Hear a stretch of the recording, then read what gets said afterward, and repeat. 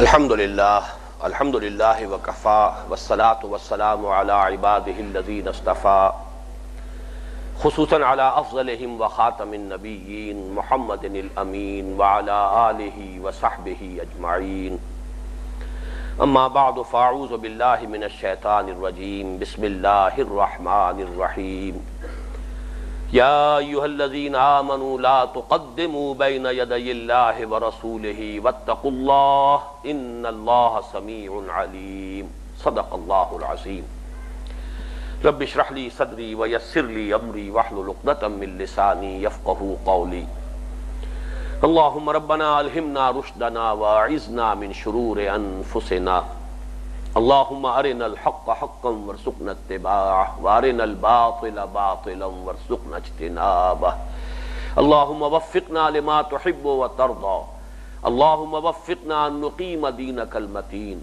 اللہم وفقنا ان نجاہد فی سبیلک باموالنا وانفسنا اللہم ارزقنا شہادتا فی سبیلک آمین یا رب العالمین۔ گزشتہ نشست میں سورہ حجرات کی پہلی آیت پر کسی قدر گفتگو ہو چکی ہے اور یہ عرض کیا جا چکا ہے کہ یہ آیہ مبارکہ اسلامی ریاست کے دستور کی دفعہ نمبر 1 کی حیثیت رکھتی ہے۔ لا تقدموا بین یدی اللہ ورسولہ، مت آگے بڑھو یا مت آگے بڑھاؤ اپنی رائے یا اپنی پسند کو اللہ اور اس کے رسول سے۔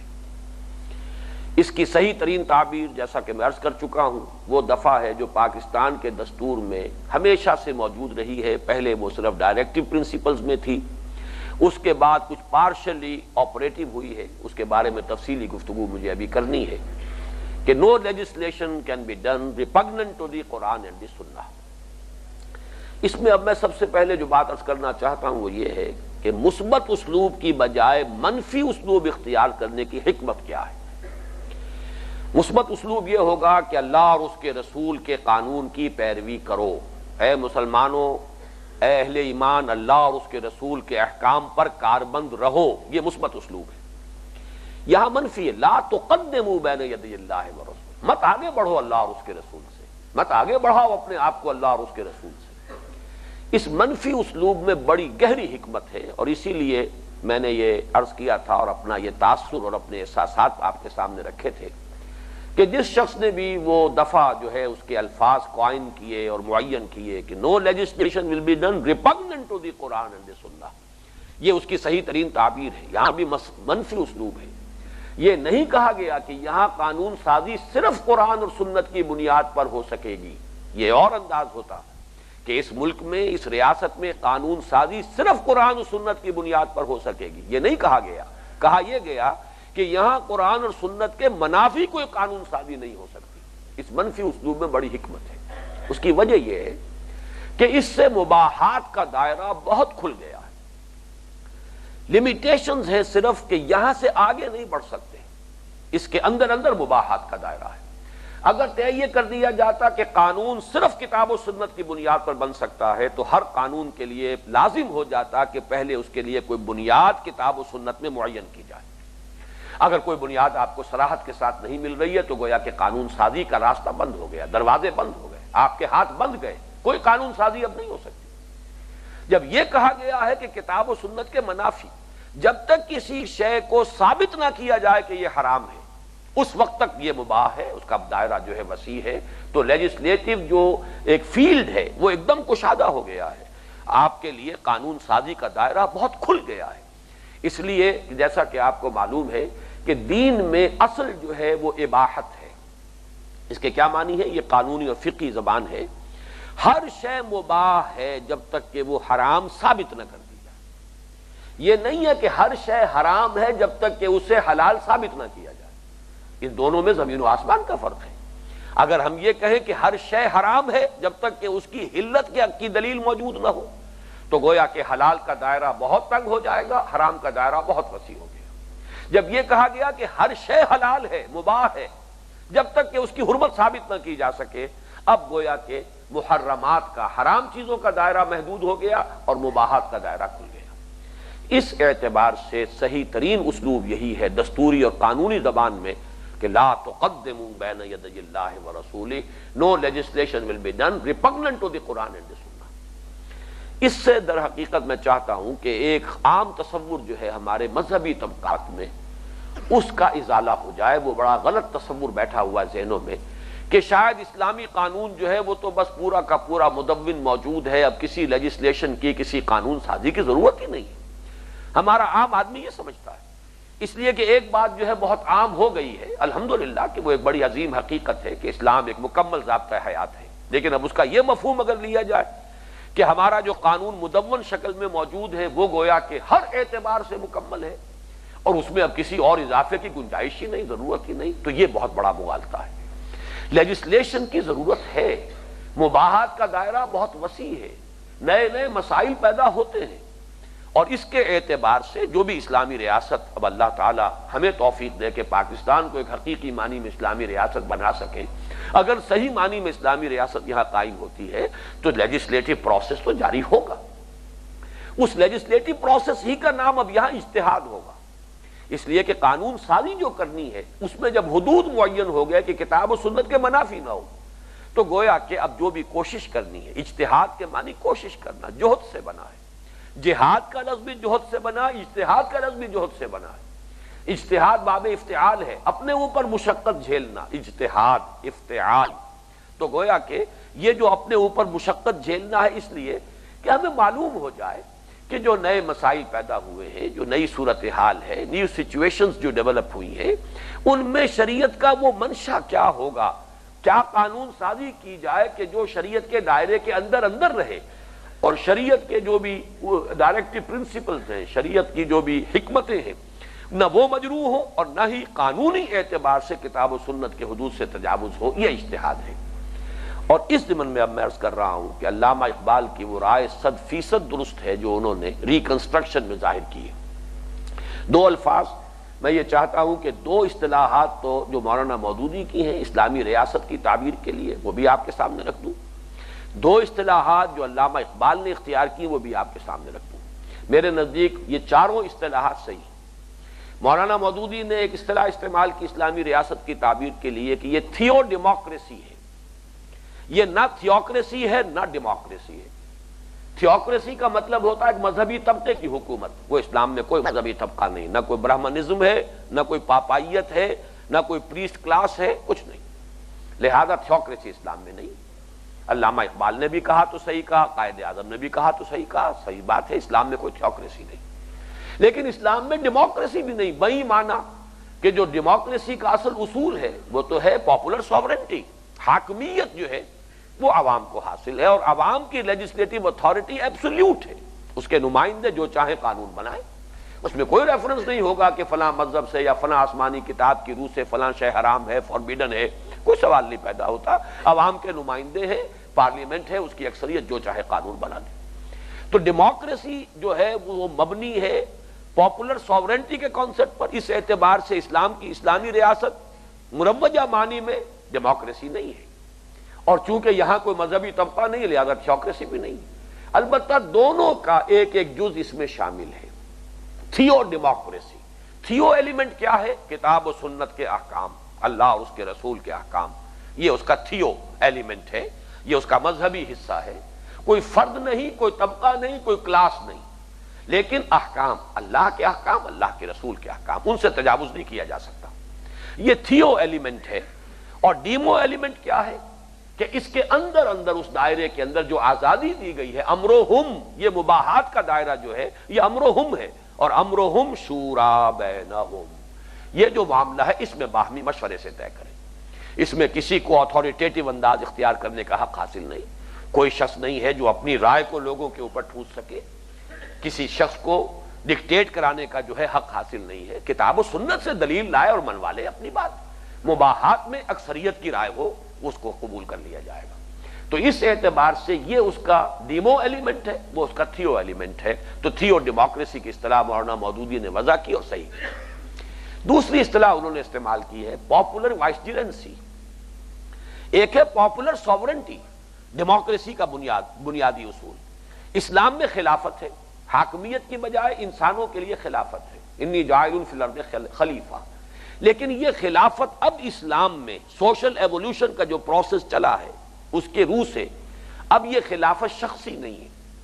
جب تک نبی نبوت کا سلسلہ جاری رہا نبی شخصاً خلیفہ ہوتا تھا اللہ کا، اس لیے کہ جو حاکم ہے اصل اللہ، اس کے ساتھ ہاٹ لائن اس کی اسٹیبلشڈ ہے، اس کی طرف سے احکام آ رہے ہیں، لہذا وہ خلیفہ ہے اپنی ذات میں. یا داؤد انا جعلناک خلیفۃ فی الارض، اے داؤد ہم نے تمہیں خلیفہ بنایا زمین میں. جو بھی نبی ہے وہ خلیفہ ہے. جیسے کہ ایک بڑی پیاری حدیث ہے حضور کی کہ کانت بنو اسرائیل تسوسہم الانبیاء، بنی اسرائیل کی سیاست انبیاء کے ہاتھ میں تھی. کلما ہلک نبی خلفہ نبی، جب بھی کسی نبی کا انتقال ہو جاتا تھا اس کی خلافت اس کا خلیفہ ہوتا تھا کوئی دوسرا نبی. تو یہ تار جو ہے وہاں جڑا رہا، مسلسل رہا. تو حضور صلی اللہ علیہ وسلم کے زمانے تک یہ خلافت ابھی گویا کہ شخصی ہے، انبیاء کے لیے تھی. لیکن حضور پر نبوت کے ختم ہو جانے کے بعد اب یہ پاپولر وائسرینسی ہے، یہ کامن ویلتھ ہے مسلمانوں کی. یہ خلافت اس لیے کامن ویلتھ آف مسلمز، یہ مسلمانوں کا باہمی اختیار ہے کہ وہ باہمی مشورے سے امرہم شورا بینہم، اپنے معاملات کو اپنے باہمی مشورے سے طے کر لیں، اور اس میں میجورٹی ووٹ میں کوئی حرج نہیں. جب مباحات میں سے چوز کرنا ہے، یہ بھی مباح ہے یہ بھی مباح ہے، اس میں سے چوائس کرنا ہے میجورٹی ووٹ سے کر لیجئے، کوئی حرج نہیں ہے. اس اعتبار سے یہ دو اصطلاحات. اور علامہ اقبال کی دو اصطلاحات کیا ہیں؟ ریکنسٹرکشن میں انہوں نے کہا ہے کہ ریپبلکن فارم آف گورنمنٹ جو ہے وہ اسلام کے مزاج سے بہت قریب ہے. 100% درست ہے، یہ وہی معاملہ ہے، یہ اس کا ڈیمو ایلیمنٹ ہے، امرہم شورا بینہم ہے. یہ خلافت جو ہے پاپولر ہو گئی ہے، یہ عوامی ہے، شخصی نہیں ہے، یہ لوگوں کے باہمی مشورے سے چلنے والا معاملہ ہے. تو ریپبلکن فارم آف گورنمنٹ، یہ ریکنسٹرکشن میں بہت صحیح بات کہی علامہ اقبال نے. اور دوسری بات انہوں نے یہ کہی ہے کہ اب اجتہاد تھرو پارلیمنٹ ہوگا. یہ بات بھی 100% درست ہے، لیکن اس کا ایک مفہوم وہ ہو سکتا ہے کہ جو مغالطہ آمیز ہو. میں چاہتا ہوں کہ اس کی بھی وضاحت ہو جائے. یہ نہیں ہے کہ اجتہاد کرنے کا حق جو ہے وہ پارلیمنٹ کو حاصل ہے. اگر ایسا ہوگا وہ میں بعد میں عرض کروں گا کہ پھر اس کا تقاضا کیا ہوگا. اصل میں مراد کیا ہے؟ مراد یہ ہے کہ اجتہاد کرنے کا حق تو ہر مسلمان کو حاصل ہے. باقی آپ اصول معین کریں گے، صاحب علم ہو، صاحب تقویٰ ہو، لیکن یہ سب ڈائریکٹو پرنسپلز ہیں. اصل میں تو ہر مسلمان کو حق حاصل ہے کہ اجتہاد کرے، لیکن کس کا اجتہاد نافذ ہوگا اس کا کون معاملہ طے کرے گا؟ نافذ تو کوئی ایک ہی اجتہاد ہوگا. ایک اجتہاد فلاں کر رہے ہیں، وہ فلاں عالم دین کا اجتہاد ہے، فلاں عالم دین کا اجتہاد ہے، فلاں دانشور جو ہے وہ اجتہاد کر رہے ہیں، فلاں مفکر اجتہاد کر رہے ہیں. سوال یہ کہ کس کا اجتہاد نافذ ہوگا، قانون کا درجہ کون سے اجتہاد کو حاصل ہوگا، اس کا فیصلہ پارلیمنٹ کرے گی، بشرطے کہ وہ مباح ہو، وہ شریعت کے حدود سے تجاوز نہ کر رہا ہو. اس کی میں سادہ ترین مثال دیا کرتا ہوں کہ فرض کیجئے کہ کہیں رشتہ کرنا ہے، آپ کو اپنے بیٹے کے لیے رشتہ تلاش کرنا ہے. اب آپ کو معلوم ہے کہ مباحات کا دائرہ کتنا وسیع ہے. ہر مسلمان عورت جو کسی کے نکاح میں نہ ہو، اور چند رشتے ہیں کہ جو محرمات ابدیہ ہیں، ان کے سوا تمام دنیا کی مسلمان عورتیں جو ہیں مباح ہیں اس کے لیے کہ ان سے وہ شادی کر سکتا ہے. مباحات کا دائرہ بہت وسیع ہے. لیکن کس سے شادی ہو بالفعل یہ باہمی مشورے سے طے ہوتا ہے. گھر والے ہیں، بڑے ہیں، بزرگ ہیں، یہ ان کے مشورے سے طے ہوگا. لیکن ظاہر بات ہے کہ یہ مشورہ یہ نہیں کر سکتے، کسی محرمات ابدیہ میں سے کسی کے لیے فیصلہ نہیں کر سکتے کہ وہ یہ طے کر لیں کہ فلاں سے شادی ہو جائے، جبکہ شریعت نے اس کو محرم قرار دیا ہو، اس کو حرام قرار دیا ہو، اس سے نکاح نہ ہو سکتا ہو. ہوگا مباحات کے اندر. اب اس میں جو عملاً سوال پیدا ہوتا ہے، میں یہ مسائل پر ذرا تفصیل سے گفتگو کر رہا ہوں اس لیے کہ یہ مسائل ہیں کہ جو ذہنوں میں بہت سا خلجان جن کی وجہ سے پیدا ہوتا ہے. یہ کون طے کرے گا کہ آیا کتاب و سنت کی حدود سے تجاوز ہو گیا یا نہیں ہو گیا؟ یہاں ہے اصل میں سارا کرکس آف دی میٹر جسے ہم کہیں گے، یا اصل جو بھی پھیر ہے یا جو ٹرکی معاملہ ہے، جو پیچیدہ مسئلہ وہ یہ ہے. اس میں بلکہ میں علامہ اقبال کی رائے سے اختلاف کر رہا ہوں. علامہ اقبال نے ریکنسٹرکشن میں سجسٹ کیا ہے کہ علماء کا ایک بورڈ ہونا چاہیے کہ جو پارلیمنٹ کو گائیڈ کرے کتاب و سنت کے بارے میں. یہ اپنی جگہ پر تو بات بڑی اچھی معلوم ہوتی ہے، لیکن سوال پیدا ہو جاتا ہے کہ اس کی حیثیت کیا ہوگی. آیا علماء کی رائے بائنڈنگ ہو جائے گی پارلیمنٹ پر؟ اگر علماء کی رائے بائنڈنگ ہو گئی پارلیمنٹ پر تو پھر تو علماء کی اصل حکومت ہو گئی. پھر یہ تھیوکریسی بن گئی. اور اگر وہ بائنڈنگ نہیں ہے تو پھر وہ ایک مشورہ ہے، پارلیمنٹ قبول کرے نہ کرے. اب اس کے بعد چیک اینڈ بیلنس پھر کون سا ہوگا؟ پارلیمنٹ نے علماء کے بورڈ کی جو سفارشات آئی رد کر دیا، قانون اپنا بنا دیا. اب آگے بھی کوئی چیک اینڈ بیلنس ہے یا نہیں؟ کسی اور جگہ کوئی قدغن ہے یا نہیں؟ علماء کے بورڈ کی سفارشات تو صرف سفارشات کے درجے میں تھی. چنانچہ یہی ہمارے ہاں ہوا ہے. چونکہ پاکستان میں سمجھتا ہوں کہ شاید واحد ہی ملک ہے جو چونکہ اسلام کے نام پر وجود میں آیا تھا، اسی لیے یہاں پر قرارداد مقاصد بھی پاس ہو گئی. پھر یہ کہ ان مسائل پر گفتگو ہوئی ہے، یہ عملی مسائل ہیں. تو آپ کو یاد ہوگا کہ ایک زمانے میں علماء بورڈ تشکیل دیا گیا تھا باقاعدہ دستور ساز اسمبلی کے ساتھ. لیکن سوال یہی پیدا ہو گیا تھا کہ اس کی سفارشات بائنڈنگ ہوگی یا نہیں. ظاہر بات ہے کہ اگر بائنڈنگ ہو گئی تو ڈیموکریسی کی نفی ہو گئی، روح عصر مجروح ہو گئی. اور اگر اسے بائنڈنگ نہیں کرتے تو ان کی حیثیت جو ہے بس وہ تو فائلوں کے انبار لگتے چلے جائیں گے. جیسے کہ آئیڈیولوجیکل کونسل جو ہے جو قائم ہوئی ہمارے ہاں اور جس پر کروڑوں روپے خرچ ہوئے ہیں، اس کی سفارشات کے فائلوں کے انبار لگتے چلے گئے. ہماری جو وزارت قانون ہے اس کے دفاتر میں الماریاں بھرتی چلی گئی. ظاہر بات ہے کہ اس میں سے کوئی شے جو ہے بائنڈنگ تو ہے ہی نہیں. تو حل کیا ہے؟ اب دو ہی حل بنتے ہیں. ایک حل تو وہ ہے جسے آج بہت سے ہمارے ہاں دانشور، بعض احباب ایسے بھی کہ جو بہرحال کچھ نہ کچھ اپنی شکل اور وضع کے اعتبار سے مذہبی مزاج کے لوگ بھی ہیں، لیکن بڑے کھلے ذہن کے لوگ ہیں، بہت لبرل لوگ ہیں. بعض وہ حضرات ہیں کہ جو وضع کے اعتبار سے بھی وہ کوئی مذہبی لوگ نہیں ہیں لیکن دانشور تو ہیں. ان میں سمجھتا ہوں اس وقت سر فہرست جو ہیں خود علامہ اقبال کے صاحبزادے ڈاکٹر جاوید اقبال ہیں. دانشور ہیں، اس ملک کے اندر ایک مسلم حیثیت کے مالک ہیں. پھر علامہ اقبال کے فرزند ہونے کے اعتبار سے ان کی حیثیت اور بھی زیادہ ہے. ان کا جو کہنا ہے کہ پارلیمنٹ ہی کو آخری اختیار ہونا چاہیے، میں اس کو ایک درجے میں تھیوریٹیکلی نظری اعتبار سے قابل تسلیم مان سکتا ہوں، بشرطے کہ پھر یہ طے کر دیا جائے کہ پارلیمنٹ میں صرف علماء جائیں گے. اس لیے کہ تو ٹیکنیکل ایشو ہے. کوئی شے کتاب و سنت کے حدود سے تجاوز کر رہی ہے یا نہیں کر رہی. جس شخص نے علم دین حاصل نہیں کیا اسے کیسے معلوم ہوگا، جبکہ اس کی رائے وہاں پر کاؤنٹ کی جائے گی. اکثریت سے فیصلہ ہو جائے گا.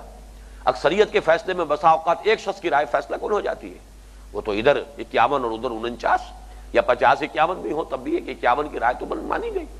تو معلوم ہوا ایک ہر رائے اس میں انتہائی مؤثر اور فیصلہ کن ہو سکتی ہے. تو کوئی بھی رائے وہاں ایسے شخص کی نہیں ہونی چاہیے جو کتاب و سنت سے واقف نہ ہو. اگر ایسا کیا جائے تو پھر وہ روح عصر جو ہے جس کو میں کہہ رہا ہوں، زمانے کا تقاضا جو ہے وہ پھر مجروح ہو جائے گا. پھر تو پارلیمنٹ کا بیس جو ہے بہت محدود ہو جائے گا. بلکہ یہ کہا جا سکتا ہے کہ ووٹ بھی صرف وہی دیں جو صاحب علم ہوں، اس لیے کہ وہی تو چنیں گے. انہیں گیس کرنا ہے، انہیں ایسس کرنا ہے کہ کوئی شخص کتاب و سنت کی مہارت رکھتا ہے یا نہیں رکھتا. تو وہ کم سے کم اسے خود بھی تو کچھ نہ کچھ کتاب و سنت کا عالم ہونا چاہیے یہ رائے قائم کرنے کے لیے کہ فلاں شخص جو ہے وہ کتاب و سنت میں مہارت رکھتا ہے یا نہیں رکھتا. اس اعتبار سے تو پھر وہ روح عصر جو ہے اس کے تقاضے بالکل مجروح ہو جاتے ہیں اور وہ پھر بہت محدود بن جاتا ہے بیس. پاپولر جو ہے اس کے اندر ساورنٹی کو تو خیر چھوڑ دیجئے، پاپولر پارٹیسپیشن بھی نہیں رہتی. عوامی سطح پر ان کا کوئی عمل دخل سرے سے رہتا ہی نہیں. اب دوسرا راستہ ایک ہی ہے اور وہی راستہ ہے کہ جو کچھ پابندیاں لگا کر لیکن نظری اعتبار سے صحیح تھا قدم کے جو اٹھایا ہے ضیاء الحق صاحب نے، اور وہ یہ کہ یہ کام عدلیہ کے حوالے کیا جائے، ہائر کورٹس، سپیریئر کورٹس کے حوالے کیا جائے. ٹیکنیکل ایشوز ہیں، وہاں پر بال کی کھال اتاری جا سکتی ہے، ہر چیز کی ہندی کی چندی کی جا سکتی ہے، خوب بحثیں ہو سکتی ہیں، علماء جا سکتے ہیں، تمام ٹیکنیکل معاملات جو ہیں ان کو پوری طریقے سے تھریش کیا جا سکتا ہے. لہذا عدالت، سپیریئر کورٹس اگرچہ جو قدم اٹھایا ضیاء الحق صاحب نے، اس میں تو دو اعتبارات سے غلطی ہے. ایک تو یہ جو میں عرض کر چکا ہوں کہ پابندیاں لگا دی، اسے تو گویا کہ غیر مؤثر کر دیا، ڈیفنکٹی ہو کر رہ گئی. وہ تو کچھ ایسی چیزیں کہ جن کا کوئی بھی زندگی کے معاملات میں کوئی بہت گہرا اور مؤثر جو ہے عمل دخل نہ ہو، صرف وہی دائرہ کار رہ گیا شریعت کورٹ کا. مالی معاملات نہیں رہے، آئلی معاملات نہیں رہے. یعنی یہ تو میں سمجھتا ہوں کہ ایک باٹم ہے، سٹارٹنگ پوائنٹ ہے. جیسا کہ میں نے پچھلی نشست میں عرض کیا تھا کہ اجتماعی زندگی کا نقطہ آغاز جو ہے وہ تو رشتہ ازدواج ہے، خاندان کا ادارہ وجود میں آتا ہے. اب اس کے لیے بھی قانون جو ہے اس کے معاملے میں شریعت کورٹ کے دائرے سے باہر سارے معاملات. اور مالیات وہ اہم ترین مسئلہ ہے آج کی زندگی کا. بین الاقوامی سیاست بھی جو ہے وہ اقتصادیات کے گرد گھومتی ہے. جیسے کہ آپ کو معلوم ہے آج کل ٹریڈ وار شروع ہوئی ہے امریکہ کے اور یورپ کے مابین، تو معلوم ہوا کہ یہ تو اصل چیزیں جو ہے بین الاقوامی سیاست میں بھی فیصلہ کن یہ ہے، تو ان کو بھی دائرے سے خارج۔ تو اس اعتبار سے ایک تو یہ لمیٹیشنز جو عائد کی گئی، 2 ہتھکڑیاں 2 بیڑیاں، دوسرے یہ کہ اس کا رتبہ جو ہے عام دوسری کورٹ سے کم تر رکھا گیا، اس کے ججز کی اپوائنٹمنٹ اور پھر ان کا ڈسمسل وغیرہ کے قوانین جو ہیں، قواعد، اس کے اعتبار سے اس کا وہ مقام اور اس کا وہ وقار نہیں ہے کہ جو ہونا چاہیے۔ اس اعتبار سے ان دونوں چیزوں کو ختم کر دیا جائے تو میرے نزدیک پھر اصولی بات یہی ہے کہ کتاب و سنت کے تجاوز ہو رہا ہے یا نہیں ہو رہا کسی معاملے میں۔ کوئی اجتہاد واقعتاً اجتہاد ہے، اجتہاد تو تبھی کہلائے گا جبکہ وہ کتاب و سنت کے دائرے کے اندر ہو، یا یہ کہ اس سے تجاوز کر گیا ہے، اس کا فیصلہ جو ہے وہ عدلیہ کے حوالے کیا جائے۔ البتہ یہ کہ اس میں ضرورت ہوگی کہ ریویو کی گنجائشیں کافی رکھی جائیں، اس لیے کہ ٹو ایئر از ہیومن، وہ جو ججز بیٹھے ہوں گے وہ بھی انسان ہی ہوں گے، ان پر بھی مختلف اوقات میں مختلف اثرات جو ہیں وہ پڑ سکتے ہیں، ان سے اپنی خطا بھی ہو سکتی ہے، تو اس طرح نہ سمجھا جائے سیکرو سینکٹ بنا دیا جائے کسی چیز کو کہ ایک دفعہ فیصلہ آ گیا تو بس ابدی ہے۔ ریویو کی گنجائش اس میں کافی رہنی چاہیے۔ باقی یہ کہ اصل معاملہ یہی ہے کہ جو جدید تصور ریاست ہے اس کے جو 3 آرگنز ہیں، جوڈیشری، ایگزیکٹو اور لیجسلیچر، اس میں دستور کی کسٹوڈین جو ہے وہ اعلیٰ عدالتیں ہوتی ہیں۔ جو بھی شہری حقوق ہیں جن کی ضمانت دستور میں دی گئی ہے، اگر ان کی کہیں خلاف ورزی ہوتی ہے تو عدالت کا کنڈا کھٹکھٹایا جاتا ہے۔ اسی طرح اگر یہ دفعہ موجود ہے no legislation will be done repugnant to the Quran and the Sunnah, تو پارلیمنٹ میں بحثیں ہو رہی ہیں، گفتگویں ہو رہی ہیں، قانون بن گیا ہے، اجتہاد کر دیا پارلیمنٹ نے، لیکن آیا یہ اجتہاد واقعتاً اجتہاد ہے یا یہ کتاب و سنت کے حدود سے تجاوز کر گیا ہے؟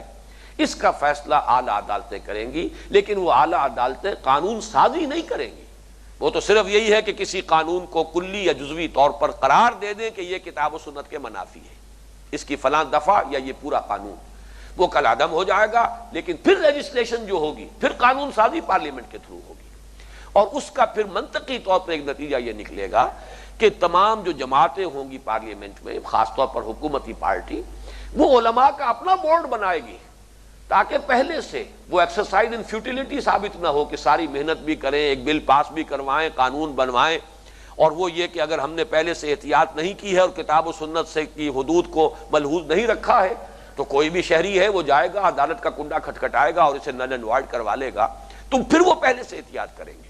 یہ تو گویا کہ خود بخود جب ایک چیز چل پڑتی ہے تو پھر اس کے تقاضے اور اس کی احتیاطیں جو ہیں وہ خود بخود ملحوظ رہنی شروع ہو جاتی ہیں۔ یہ تو ہوگا گویا کہ سیلف ایڈجسٹنگ پروسیس، لیکن بنیاد اس کے سوا کوئی نہیں۔ اب میں اس کے حوالے سے آپ کے سامنے قرآن مجید کی ایک دوسری آیت لانا چاہتا ہوں کہ جو اس پر میرے نزدیک نہایت پروفاؤنڈ ہے پریکٹیکل پوائنٹ آف ویو سے، دستوری اور قانونی اعتبار سے تو سورہ حجرات کی آیت نمبر 1، یا ایھا الذین آمنوا لا تقدموا بین یدی اللہ ورسولہ، لیکن اس کا آپریٹو عملی حصہ کیا ہوگا، اس کی شکل کیا ہوگی، وہ اس آیت میں ہے۔ سورہ نساء کی آیت نمبر 59 ہے، ویسے تو 2 آیتیں ہیں یہاں، لیکن اس وقت ذرا آگے کریں، یا ایھا الذین آمنوا اطیعوا اللہ واطیعوا الرسول، یہاں سے لو، یہ بس ٹھیک ہے۔ دیکھیے یہ ہے وہ پازیٹیو انداز جس کا میں نے ذکر کیا تھا۔ جب اس کی تعمیل ہوگی اس دفعہ کی تو وہ گویا کہ یہ اصول ہے جو سورہ نساء کی آیت نمبر 59 میں آئے، یا ایھا الذین آمنوا اطیعوا اللہ واطیعوا الرسول واولی الامر منکم فَإِن تَنَازَعْتُمْ فِي شَيْءٍ فَرُدُّوهُ إِلَى اللَّهِ وَالرَّسُولِ إِن كُنتُمْ تُؤْمِنُونَ بِاللَّهِ وَالْيَوْمِ الْآخِرِ ذَلِكَ خَيْرٌ وَأَحْسَنُ تَأْوِيلًا۔ اہل ایمان، اب یہ مثبت انداز ہے، اہل ایمان اطاعت کرو اللہ کی اور اطاعت کرو اس کے رسول کی صلی اللہ علیہ وسلم، اور اپنے میں سے اولي الامر کی۔ پھر اگر تم کسی معاملے میں جھگڑ پڑو، تنازع ہو جائے، اختلاف ہو جائے، تو لوٹا دو اسے اللہ اور اس کے رسول کی طرف، اگر تم ایمان رکھتے ہو اللہ پر اور یوم آخر پر، یقیناً یہی راستہ بہتر بھی ہے اور نتیجے کے اعتبار سے عمدہ ہے۔ یہ آیہ مبارکہ جو ہے اس اعتبار سے بہت پروفاؤنڈ ہے، ذرا غور کیجئے۔ اطیعوا 3 ادارے یہاں آئے ہیں، اطاعت جن کی گویا کہ کی جا سکتی ہے، اللہ کی اطاعت، رسول کی اطاعت، اولو الامر منکم کی اطاعت، جو بھی حکام تم میں سے ہوں۔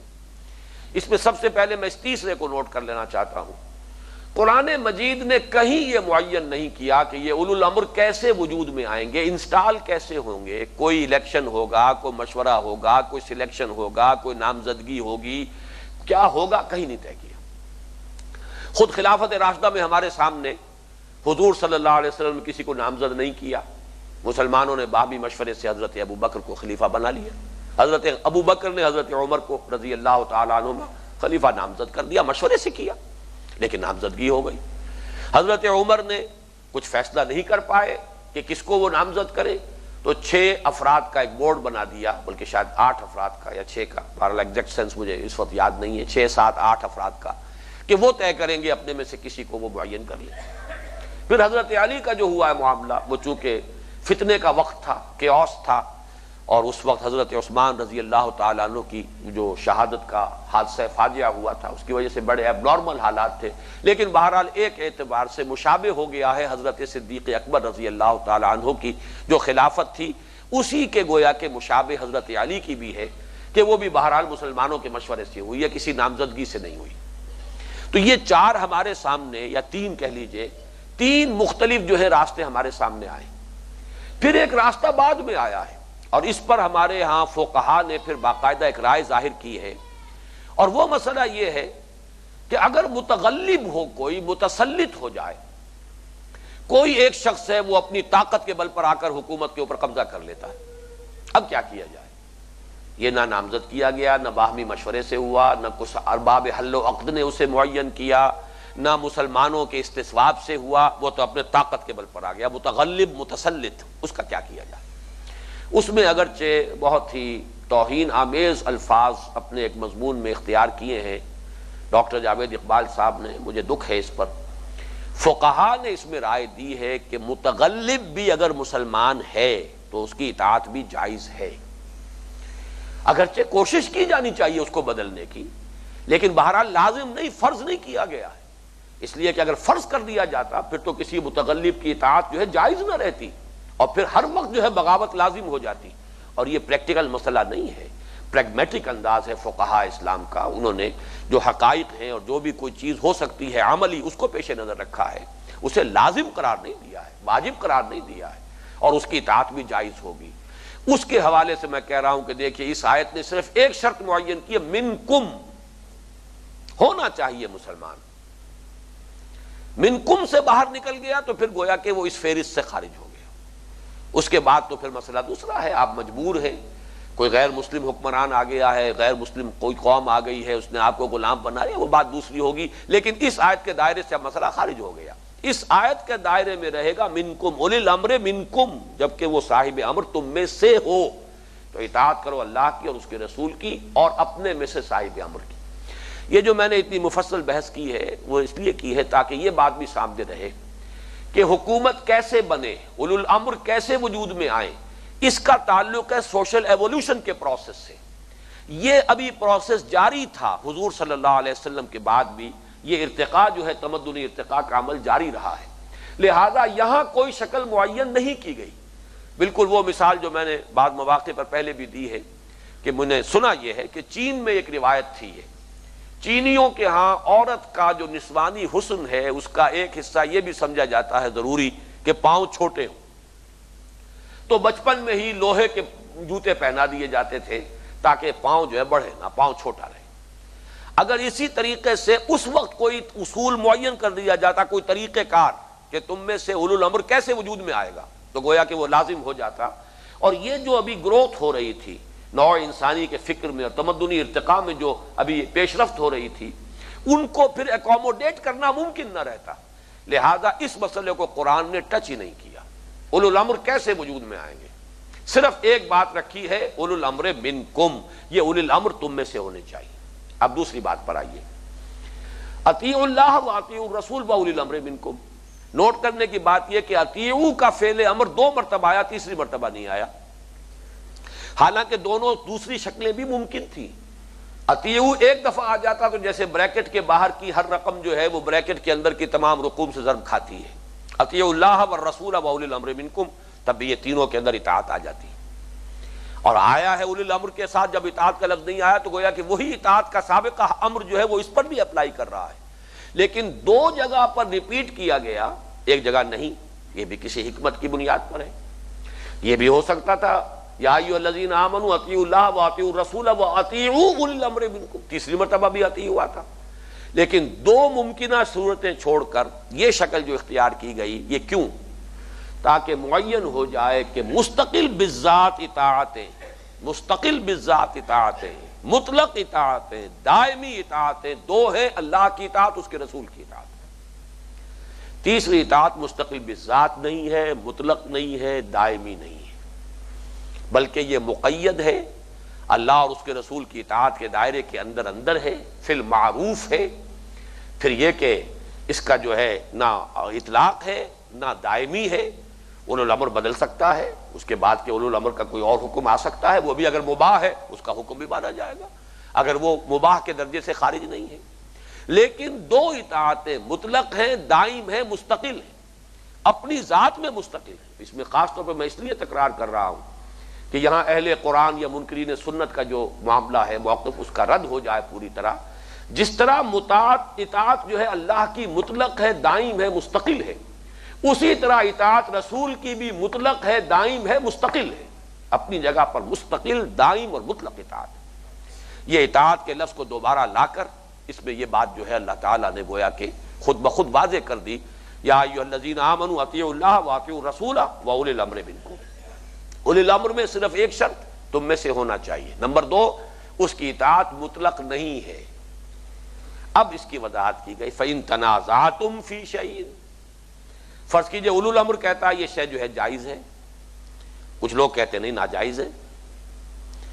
اولو الامر کہتا ہے یا کہتے ہیں یا جو بھی حکومت ہے وقت کی، چاہے وہ ایک فرد ہے، خلیفہ وقت ہے، چاہے کسی اور نظام کے تحت وہ حکومت چل رہی ہے، کوئی وہ پارلیمانی نظام ہے، وہ بھی مباحات میں ہے، اگرچہ جہاں تک جو نظام ہے جو خلافت کا، وہ یقیناً جو صدارتی نظام ہے وہ اس سے قریب تر ہے، لیکن ان چیزوں کو چھوڑ دیجئے، مباح وہ بھی ہے، پارلیمانی نظام بھی مباح ہے۔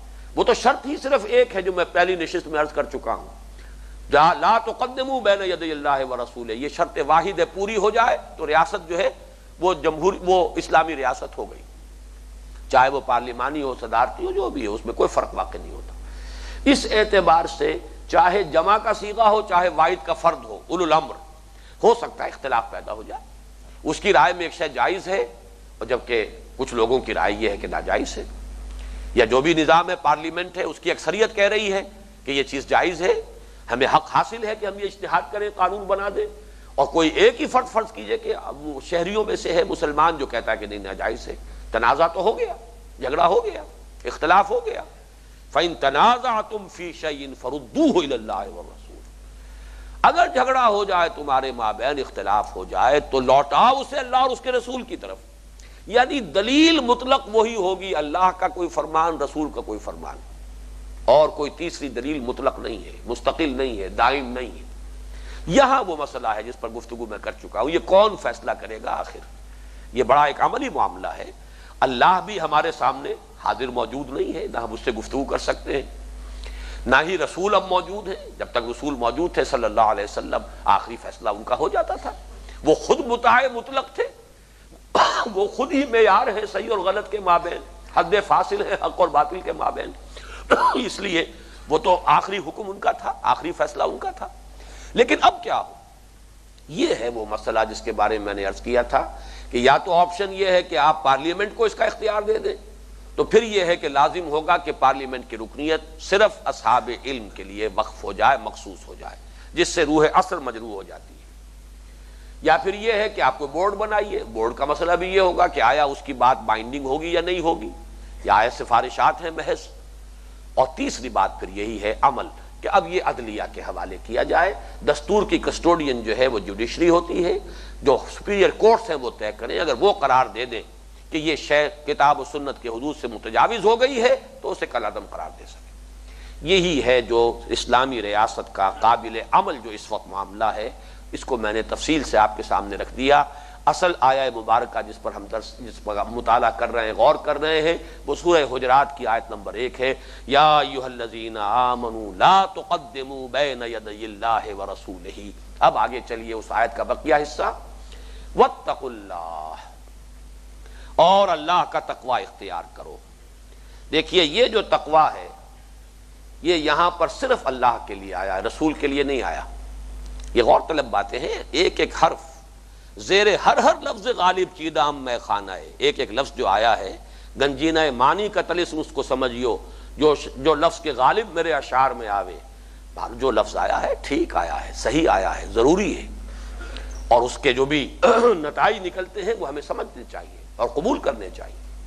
تقوی صرف اللہ سے، بلکہ میں اس کے حوالے سے آج ایک بڑی بنیادی بات آپ کے سامنے رکھ رہا ہوں۔ بعض حیثیتیں ایسی ہیں جس میں اللہ اور اس کا رسول بریکٹڈ ہیں، ایک وحدت کی حیثیت رکھتے ہیں، وہ دونوں مل کر ایک انسٹیٹیوشن کی شکل اختیار کرتے ہیں۔ اطاعت اللہ کی، اطاعت رسول کی، لازم، دونوں لازم، جس کا کہ یہاں پر آ گیا لا تقدموا بین یدی اللہ ورسولہ، اللہ اور اس کے رسول سے آگے مت بڑھو۔ اسی طرح محبت اللہ کی، محبت رسول کی، بریکٹڈ، اللہ کی محبت، اللہ کے رسول کی محبت۔ قل ان کان آباؤکم وابناؤکم واخوانکم وازواجکم وعشیرتکم واموال اقترفتموها وتجارۃ تخشون کسادها ومساکن ترضونها احب الیکم من اللہ ورسولہ وجہاد فی سبیلہ فتربصوا حتی یاتی اللہ بامرہ واللہ لا یہدی القوم الفاسقین۔ معلوم ہوا کہ اطاعت میں اللہ اور اس کا رسول ایک وحدت، محبت میں اللہ اور اس کا رسول ایک وحدت۔ بعض اور اعتبارات سے کتاب اور رسول ایک وحدت بنتے ہیں، بینہ ہونے کے اعتبار سے۔ لم یکن الذین کفروا من اہل الکتاب والمشرکین منفکین حتی تأتیہم البینہ رسول من اللہ یتلو صحفا مطہرۃ فیہا کتب قیمہ۔ کتاب و سنت گویا کہ اس طریقے سے بینہ ہونے کے اعتبار سے بھی اور قانون اسلامی کی بنیاد ہونے کے اعتبار سے بھی بریکٹڈ ہے۔ آگے ذرا ایک اعتبار سے فرق ہے، اللہ کے لیے عبادت ہے، رسول کے لیے عبادت نہیں ہے۔ عبادت صرف اللہ کی، وہی ذات واحد عبادت کے لائق، زبان اور دل کی شہادت کے لائق۔ یہ لفظ جو ہے رسول کے ساتھ کہیں نہیں آئے گا۔ سورہ آل عمران میں تو آیا ہے مبارکہ ہے بہت کہ کسی نبی اور رسول کے شایان شان نہیں ہے کہ اللہ تو اسے کتاب دے اور رسالت سے سرفراز کرے اور پھر وہ لوگوں سے کہے کونوا عبادا لی، کہ میرے بندے بن جاؤ، میری عبادت اختیار کرو، ولیکن کونوا ربانیین۔ ان کی تو تمام انبیاء اور رسول کی جو دعوت رہی ہے وہ تو یہی ہے، ربانی بنو، اللہ والے بنو، اللہ کی اطاعت کرو، اللہ کی عبادت کرو۔ اسی طریقے سے تقوی صرف اللہ کے لیے، جہاں بھی کہیں لفظ تقوی آئے گا وہ اللہ کے لیے آئے گا۔ البتہ ان دونوں کا جو متبادل ہے رسول کے لیے وہ لفظ اتباع ہے۔ پیروی صرف رسول کی ہو سکتی ہے، اللہ کی نہیں ہو سکتی۔ اللہ خالق ہے، وراء الورا ہے، ثم وراء الورا، اس کی قدرت مطلق، اس کا علم مطلق، وہ ہر احتیاج سے ماورا، منزہ، پاک، لہذا پیروی، اتباع یہ اللہ کا نہیں ہو سکتا، اتباع رسول کا ہوگا۔ گویا کہ یہ دو الفاظ جو ہیں ان میں جو ہے ایک اختلاف کہہ لیجئے، فرق واقع ہو گیا۔ عبادت اللہ کی ہے، تقوی اللہ کا ہے، اتباع اللہ کے رسول کا ہے صلی اللہ علیہ وسلم۔ اللہ کے رسول کی عبادت نہیں اور اللہ کا اتباع نہیں، یہ گویا کہ ایک دوسرے کے بالمقابل ہے، وہاں عبادت اور یہاں اتباع۔ تو فرمایا واتقوا اللہ۔ یہاں ایک نقطہ نوٹ کیجئے کہ کسی بھی نظام کے لیے، کسی بھی اجتماعیت کے لیے محض دستور اور قانون کافی نہیں ہے۔ روح باطنی جو ہے اسلام کے نظام اجتماعی، اسلامی ریاست کی، وہ تقوی ہے، واتقوا اللہ۔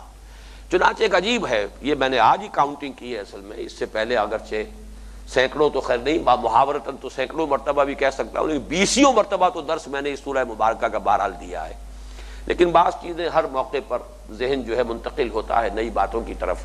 میں نے آج کاؤنٹنگ کی ہے، 5 مرتبہ یا ایھا الذین آمنوا کا صیغہ خطاب آیا ہے اس سورہ مبارکہ میں، 5 ہی مرتبہ تقوی کا حکم ہے، اتنی مرتبہ تکرار ہے۔ اتقو اتقو اتقو 3 مرتبہ تو صیغہ امر میں آیا ہے، 2 مرتبہ ترغیب کا انداز ہے، وہ ذرا اس کا انداز بدل گیا ہے، اسلوب بدل گیا ہے، 5 مرتبہ تقوی کو ایمفیسائز کیا گیا ہے۔ یہ ہدایات اپنی جگہ، یہ قوانین اپنی جگہ، یہ قواعد و ضوابط اپنی جگہ، لیکن اگر روح تقوی موجود نہیں ہے تو یہ تمام چیزیں صرف ایک قانونی ڈھانچے کے اعتبار سے وہ مفید نہیں ہو سکیں گی، جو مطلوبہ نتائج ہیں ان سے پیدا نہیں ہو سکتے۔ واتقوا اللہ واتقوا اللہ واتقوا اللہ، اللہ کا تقوی اختیار کرو۔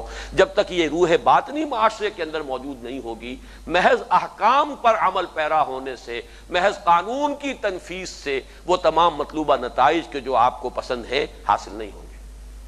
اور اسی سے ایک اور منطقی نتیجہ میں نکال رہا ہوں، اسلامی ریاست قائم ہو جانے کے بعد بھی یہ سمجھ لیجئے کہ اس رائے عامہ کا بیدار رکھنا، روح تقوی کو زندہ رکھنا اور لوگوں میں یہ جذبہ برقرار رکھنا کہ ہمیں کتاب و سنت پر چلنا ہے، یہ ایک مستقل عمل ہے جس کی ضرورت رہے گی۔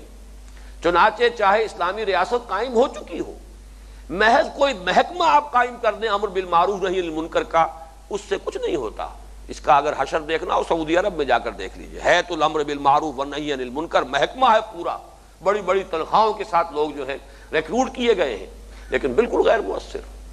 حکومت حکومت ہے، یہ تو جب تک کہ رائے عامہ موجود نہ ہو، عوام میں روح موجود نہ ہو، کچھ لوگ ہوں اللہ والے ایسے جو اسی کے لیے جیے اسی کے لیے مرے۔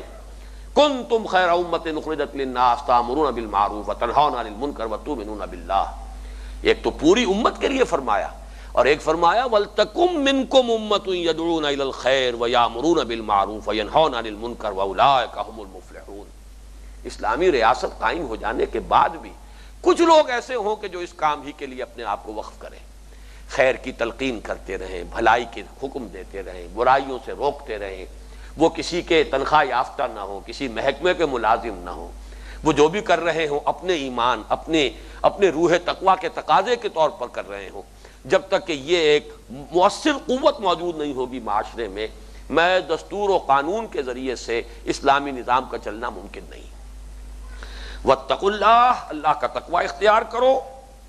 ان اللہ علیم خبیر، یقیناً اللہ تعالیٰ سب کچھ جاننے والا اور باخبر ہے۔ یہ گویا کہ تقوی کی روح کو زندہ رکھنے کے لیے اللہ تعالیٰ کی جن صفات کو ہمیں پیش نظر رکھنا ضروری ہے، سب کچھ سننے والا، سب کچھ دیکھنے والا، سب کچھ جاننے والا، ہر شے سے باخبر، نیتوں اور ارادوں کا جاننے والا، علیم بذات الصدور، ہر آن حاضر و ناظر، یہ اس کی صفات اگر مستحضر رہیں گی تو گویا کہ تقوی جو ہے وہ بھی قائم رہے گا، یہ روح جو ہے برقرار رہے گی۔ یہاں میں سمجھتا ہوں کہ ایک حصہ ہماری سورہ مبارکہ کا جو حصہ اول ہے اس میں ایک ستون کا بیان مکمل ہوا ہے، یعنی دستوری اور قانونی ستون جو ہے لا تقدموا بین یدی اللہ ورسولہ واتقوا اللہ ان اللہ سمیع علیم۔ دوسرا ستون جو ہے اس کے بارے میں اس وقت جو بھی تھوڑا سا وقت رہ گیا ہے میں صرف تعارف کروا دینا چاہتا ہوں۔ دوسرا ستون جو میں نے عرض کیا تھا کہ جو اصول اور بنیاد ہے اسلامی ریاست کی، حیات اجتماعیہ کی، مسلمانوں کی حیات ملی کی، جس کا تعلق تہذیب اور ثقافت سے۔ تہذیب اور ثقافت کا تعلق ہوتا ہے انسان کے جذبات کے ساتھ، احساسات کے ساتھ۔ اس کے لیے جو مرکزی شے ہے وہ ہے رسول کی محبت، رسول کا اتباع، رسول کا ادب۔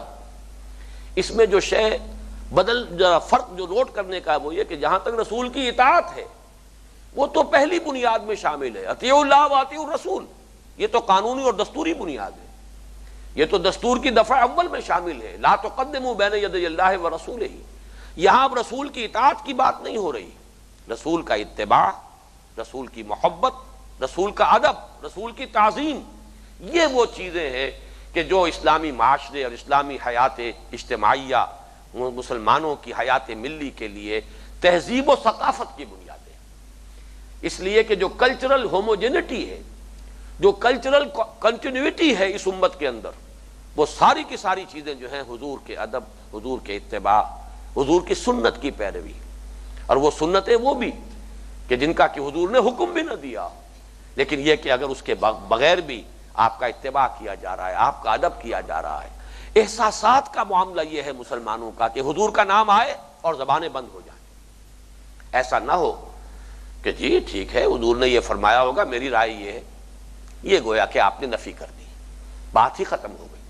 تعظیم کا انداز تو چونکہ بنیادی جو ہے اصول وہ یہ ہے، اس کے بعد جو آیات آ رہی ہیں ان کا سمجھنا آسان ہو جائے گا۔ فرمایا یا ایھا الذین آمنوا لا ترفعوا اصواتکم فوق صوت النبی ولا تجہروا له بالقول کجہر بعضکم لبعض ان تحبط اعمالکم وانتم لا تشعرون۔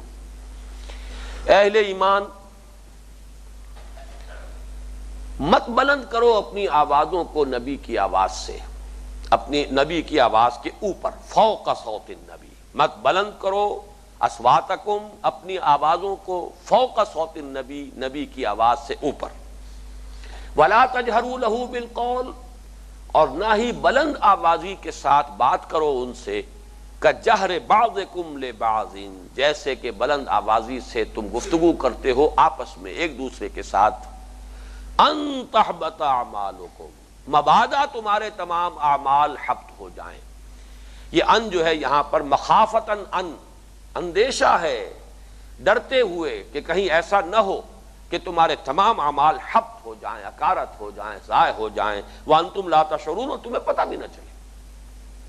اب دیکھیے، نوٹ کیجئے، حضور کی آواز سے اپنی آواز کو بلند کرنا، کوئی حضور کے نافرمانی نہیں ہو رہی، کسی حکم کو رد نہیں کیا جا رہا، محض سوء ادب ہے، محض بے ادبی ہے، تعظیم کے خلاف ہے، لیکن کس درجے وعید ہے، ان تحبط اعمالکم، تمہارے تمام اعمال کے حبط ہو جانے کا اندیشہ ہے۔ وجہ کیا ہے؟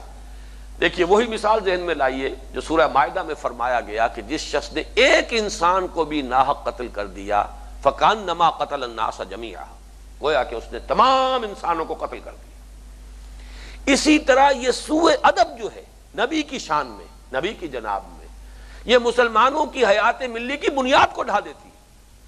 اس لیے فرمایا کہ تمہارے سارے اعمال، تمہاری نیکیاں، یہ سب کے سب حبط ہو جائیں گی، اکارت ہو جائیں گی، اور تمہیں پتہ بھی نہیں چلے گا۔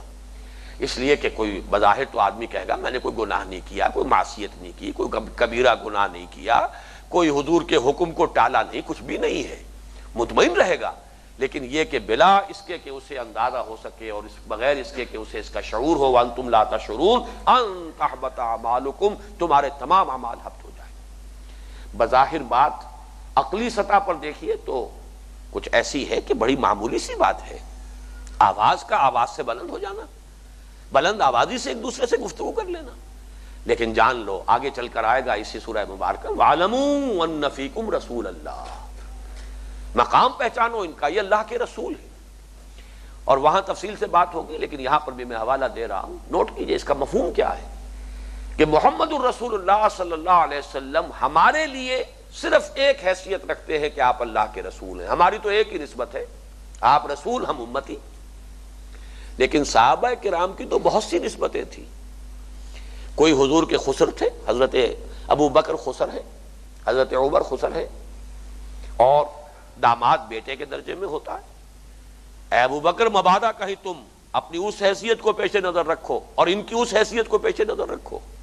حضرت عائشہ، حضرت حفصہ بیویاں ہیں، حضور شوہر ہے، بیوی اور شوہر کا رشتہ ہے، لیکن یہ کہ اے عائشہ اور اے حفصہ، خبردار، یہ اللہ کے رسول ہیں، تمہارا شوہر ہونا اپنی جگہ، لیکن یہ کہ یہ تمہارے شوہر ہے، لیکن ان کی جس حیثیت کو ہمیشہ ملحوظ رکھنا ہے وہ یہ کہ اللہ کے رسول، وَاعْلَمُوا أَنَّ فِيكُمْ رَسُولَ اللَّهِ، جان لو تمہارے مابین یہ اللہ کے رسول ہیں محمد ابن عبداللہ ابن عبد المطلب، اس میں کوئی شک نہیں، عباس کے بھتیجے ہیں، بھتیجا بھی بیٹے کے درجے میں ہے، رضی اللہ تعالی عنہ، بیٹے ہیں، حضرت حمزہ کے بھتیجے ہیں، بیٹے کے درجے میں ہیں، لیکن حمزہ امتی ہے، محمد رسول ہے، عباس امتی ہے، محمد رسول ہے صلی اللہ علیہ وسلم رضی اللہ تعالی عنہما۔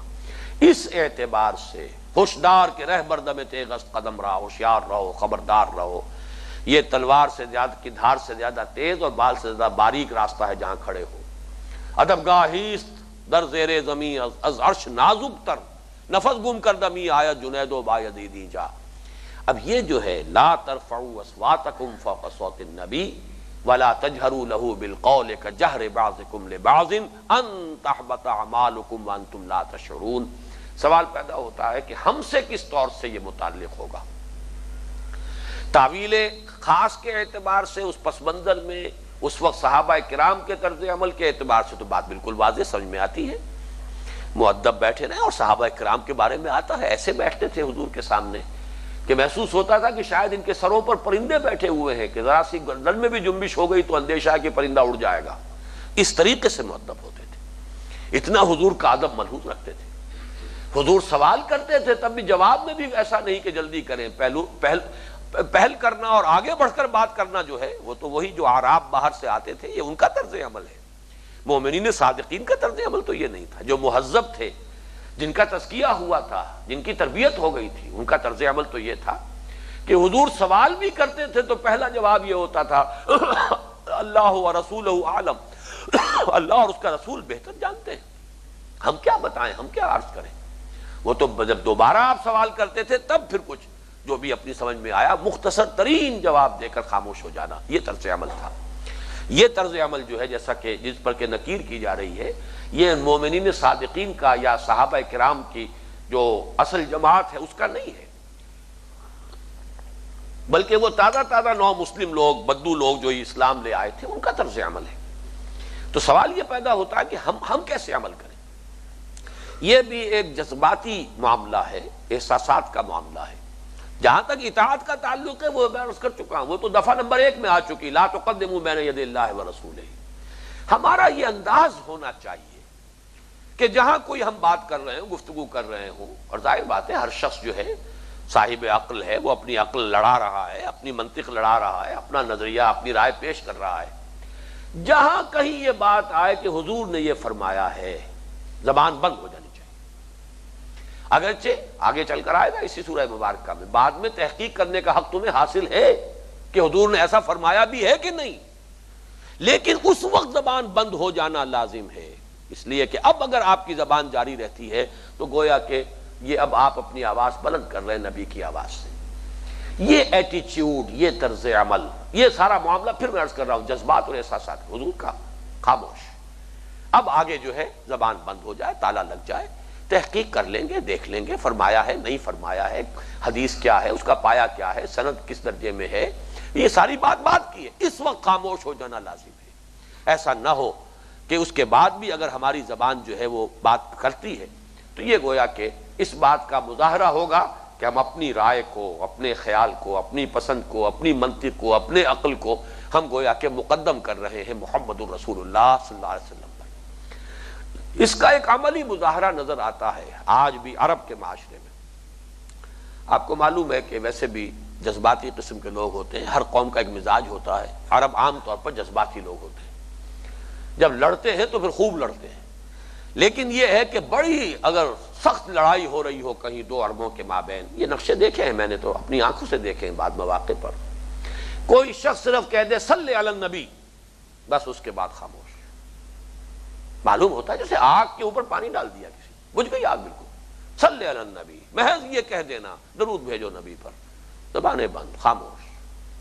یہ پھر میں عرض کر رہا ہوں یہ ایک ہے نفسیاتی کیفیت، یہ جذباتی کیفیت ہے، یہ باطنی احساسات کا معاملہ ہے۔ اس کو اس طور سے تربیت دینا ہے، اس کی تہذیب نفس اس طور سے کرنی ہے کہ لا ترفعوا اصواتکم فوق صوت النبی، اپنی بات کو، اپنی آواز کو نبی کی آواز سے بلند نہ کرو۔ ولا تجهروا له بالقول كجهر بعضكم لبعض ان تحبط اعمالكم وانتم لا تشعرون۔ اور بظاہر تو بہت ہی آؤٹ آف پروپورشن معلوم ہو رہا ہے معاملہ کہ کیسے ہے کہ سارے اعمال ہم تو جائیں گے، ذرا سا سوء ادب، ذرا سی تعظیم کی کمی ہو گئی، ذرا سی بے ادبی کا معاملہ ہو گیا، کوئی معصیت نہیں، کوئی حکم جو ہے اس کی خلاف ورزی نہیں کی گئی، بہت آؤٹ آف پروپورشن ہے بظاہر، لیکن میں مثال دے چکا ہوں۔ ایک انسان کو بھی ناحق قتل کر دینا فکأنما قتل الناس جميعا، اس لیے کہ تمدن انسانی کی بنیاد یہی ہے، اگر اس کی جڑ کٹ گئی تو تمدن کی جڑ کٹ گئی۔ اسی طرح اس مسلمانوں کی حیات ملی کا اصول ہے، یہ ستون ہے، اس ستون کو نقصان پہنچا تو پوری حیات ملی جو اس کو ذوق پہنچے گا۔ اس اعتبار سے اس کا مقام یہ ہے کہ ان تحبط اعمالکم وانتم لا تشعرون۔ یہ جیسا کہ میں نے عرض کیا ہے اس سے ہماری ثقافت وجود میں آتی ہے۔ ثقافت کا تعلق جذبات اور احساسات کے ساتھ ہوتا ہے۔ جو بات یہاں کہی گئی ہے نفی کے انداز میں یا نہیں کے انداز میں، اب اسی کو مثبت انداز میں ترغیب کے پیرائے میں فرمایا ان الذین یغضون اصواتهم عند رسول اللہ اولئک الذین امتحن اللہ قلوبهم للتقوی لهم مغفرۃ واجر عظیم۔ یقیناً وہ لوگ کہ جو پست رکھتے ہیں اپنی آوازوں کو اللہ کے رسول کے سامنے، اللہ کے رسول کے پاس، وہی ہیں کہ جن کو چن لیا ہے جانچ پرکھ کر اختیار کر لیا ہے، اللہ نے پسند کر لیا ہے تقویٰ کی تعلیم کے لیے، تقویٰ کے لیے۔ تقویٰ انہی دلوں میں آئے گا جن کے اندر یہ ادب ہو۔ بے ادب بے نصیب، با ادب با نصیب۔ رسول کے ساتھ معاملہ یہ ہے کہ یہ ادب گاہیس در زیر زمین یا زیر آسماں از عرش نازک تر، نفس گم کر دمی آیا جنید و بایزیدی جا۔ کوئی گستاخی، کوئی بھی سوء ادب کا معاملہ نبی کی شان میں نہ ہو۔ جو لوگ یہ طرز عمل اختیار کر لیں گے ان کے امتحان کسے کہتے ہیں؟ جانچ پرکھ۔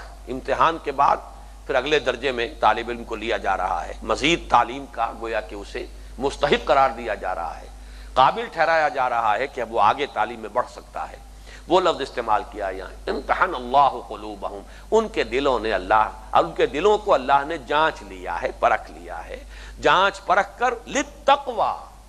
اب یہ اہل ہیں تقویٰ کے، ان کو تقویٰ کی نعمت غیر مترقبہ ملے گی، ان کو وہ دولت جو ہے عظیم دولت تقویٰ کی ان دلوں میں آئے گی۔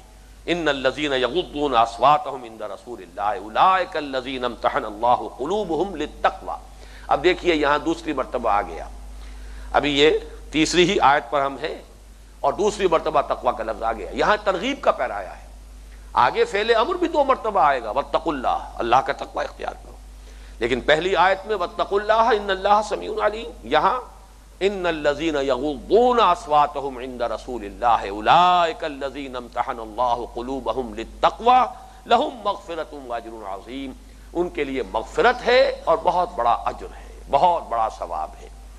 اب بس 2 منٹ کے اندر یہ ایک آیت اور بھی، یہ ایک واقعہ ہے، اس میں کس کی مزید تشریح کی ضرورت نہیں ہے، وہی جیسا کہ میں عرض کر چکا ہوں کہ جو تاریخی پس منظر ہے اور اس میں تعویل خاص کے حوالے سے کہ لوگ آتے تھے جو نو مسلم تھے، نئے نئے ایمان لائے، اکھڑ لوگ تھے، وہ ادب سے بے بہرہ تھے، وہ آتے تھے تو آ کر حضور کے اب حضور کا نظام الاوقات ہے، آپ کے اپنے معمولات ہیں، بجائے اس کے کہ منتظر رہیں کہ حضور برآمد ہوں اپنی حجرے سے، عام ملاقات کے لیے تشریف لائیں، اب وہ کھڑے ہو کر آوازیں دینی شروع کرتے تھے۔ ان الذین ینادونک من وراء الحجرات، بے شک وہ لوگ کہ جو پکارتے ہیں آپ کو حجروں کے پیچھے سے۔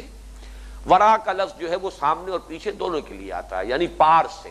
ظاہر بات ہے کہ حجرہ ہے حضور کا، حضرت عائشہ کا حجرہ ہے، حضرت حفصہ کا حجرہ ہے، حضور وہاں ہیں، تشریف فرما ہے، قیلولہ فرما رہے ہیں، یا جو بھی آپ کا معمول ہے، لیکن اب لوگ باہر کھڑے ہو گئے ہیں تو گویا کہ یہ دیواروں کے باہر سے، یہاں پہ حجرات سے مراد دیواروں کے پرے سے، دروازوں کے باہر سے آواز دے رہے ہیں، یا محمد اخرج علینا، اے محمد باہر تشریف لائیے، ہم حاضر ہوئے ہیں، ہمیں بات کرنی ہے۔ تو ان الذین ینادونک من وراء الحجرات اکثرهم لا یعقلون، جو یہ طرز عمل اختیار کرتے ہیں ان کی اکثریت عقل سے بے بہرہ ہے، عقل انہیں حاصل نہیں ہے، سمجھ حاصل نہیں ہے۔ وَلَوْ أَنَّهُمْ صَبَرُوا، اور اگر انہوں نے صبر کیا ہوتا، حَتَّى تَخْرُجَ إِلَيْهِمْ، یہاں تک کہ آپ خود برآمد ہوتے، تشریف لاتے باہر اپنے معمول کے مطابق، حَتَّى تَخْرُجَ إِلَيْهِمْ، یہ سورہ نور میں بھی تفصیل سے باتیں آ چکی ہیں، بغیر اجازت طلب کیے کسی گھر میں داخل نہ ہو۔ اگر یہ کہہ دیا جائے کہ ارجعوا فرجعوا، اگر کہہ دیا جائے لوٹ جاؤ تو چلے جاؤ، اس میں برا ماننے کا کوئی حق تمہیں حاصل نہیں ہے۔ اگر پہلے سے وقت طے کیے بغیر آیا ہے کوئی شخص تو اسے یہ نہیں سمجھنا چاہیے کہ اس کا حق ہے کہ وہ شخص جو ہے اس سے ملاقات کرے، وہ تو یہ ہے کہ اگر اس کے معمولات اجازت دیں گے ملاقات کرے گا۔ اگر کہا جائے ارجعوا فرجعوا، اگر کہا جائے لوٹ جاؤ تو لوٹ جاؤ۔ تو یہ تو عام مسلمانوں کو بھی تعلیم دی گئی ہے، یہ عام مسلمانوں کے مجلسی آداب ہیں، یہاں معاملہ جو ہے محمد الرسول اللہ صلی اللہ علیہ وسلم کا ہے۔ وَلَوْ أَنَّهُمْ صَبَرُوا حَتَّى تَخْرُجَ إِلَيْهِمْ، اگر انہوں نے صبر کیا ہوتا یہاں تک کہ آپ خود برآمد ہوتے، ان کی طرف تشریف لاتے، لَكَانَ خَيْرًا لَهُمْ، یہ ان کے لیے بہت بہتر ہوتا۔ وَاللَّهُ غَفُورٌ رَحِيمٌ، اللہ غفور ہے، رحیم ہے، چونکہ یہ بدنیتی کے ساتھ نہیں ہو رہا ہے، یہ ان کا اپنا ایک انداز ہے، اکھڑ پنا ہے، ابھی مہذب نہیں ہوئے ہیں، ابھی تہذیب و تربیت اس سے انہیں ابھی حصہ نہیں ملا ہے، اس اعتبار سے اگرچہ گرفت بھی ہو گئی، روک بھی دیا گیا، مذمت بھی ہو گئی، لیکن یہ کہ واللہ غفور الرحیم، آئندہ کے لیے احتیاط رکھے تو باقی جو کچھ ہے، پہلے جو کچھ ہو گیا ہے، اللہ تعالیٰ معاف فرمانے والا ہے، رحم فرمانے والا ہے۔ بارک اللہ لی ولکم فی القرآن العظیم ونفعنی وإیاکم بالآیات والذکر الحکیم۔